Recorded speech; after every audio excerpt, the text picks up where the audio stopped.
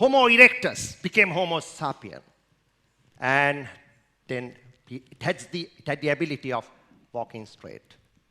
But alarming thing is happening with the development of the technology. Are we going back to, again, to the era where we were some time back? Okay, so what is the relevance of this word Om towards our program today? I said that there's a belief that Om is the first word that was being heard when this world originated. Homo sapiens sapien, human beings. We are born to this world. There is a belief that human offspring is the only known life form that cannot survive its infancy without being cared for.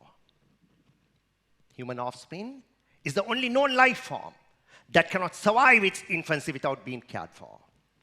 All in all, there are about 8.4 million species living on this earth, varieties.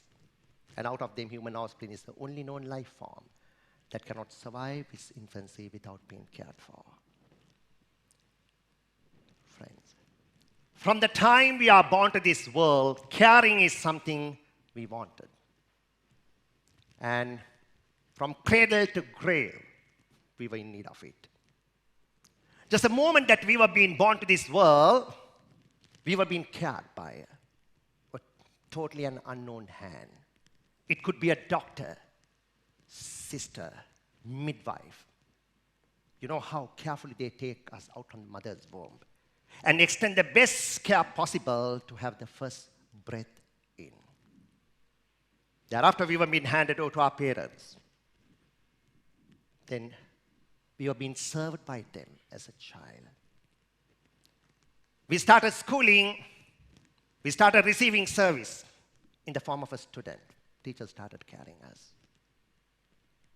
When we get into a bus, a train, a plane, a ship, we are being carried in the form of a passenger. Whenever we go to a supermarket, a grocery, pharmacy, service was extended and care was provided in the form of a customer. Dear friends, when you go to a hospital, we become a patient and we are being cared. When you come to a hotel, you are being called a guest and you are being cared. In this moment of time, in this program, all of you are participants, and I'm trying to care for you.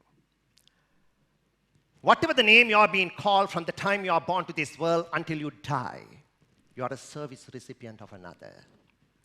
In your last experience, too, you become a service recipient in the form of a body of an undertaker. That is the only time we don't feel the way how we are being served, isn't it? Right. So caring is something that is needed to the man from the time he's born to this world until he dies. So caring, too, I thought it's a kind of a mantra. And we were wondering whether it's fair to use this word in this program. Because first time we launched this program in Sri Lanka, the 25th of February, we had a similar crowd then. I myself and my mentor, who had been participant for all my 35 programs over the last 9 years, is here today as well. And we were having a lengthy discussion. Is it okay to use this word mantra? Yes. Dear friends, business sense, we try to define mantra as a mantra is a structured expression of thoughts. A structured expression of thoughts.